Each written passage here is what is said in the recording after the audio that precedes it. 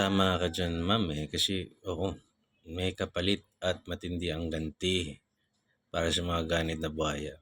Sino mang masama, talagang matindi ang ganti 'pag ang Diyos ang gumanti, naku po.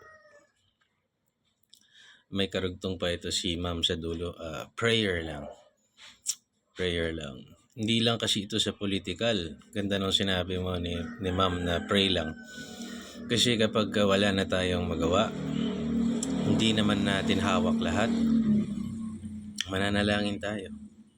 Pag meron tayong kaanak na may sakit o naliligaw ng landas o may problema tayo sa pinansyal o ano man hindi natin kayang hawakan, hindi natin kayang solusyonan, manalangin. Sumuko sa Panginoon.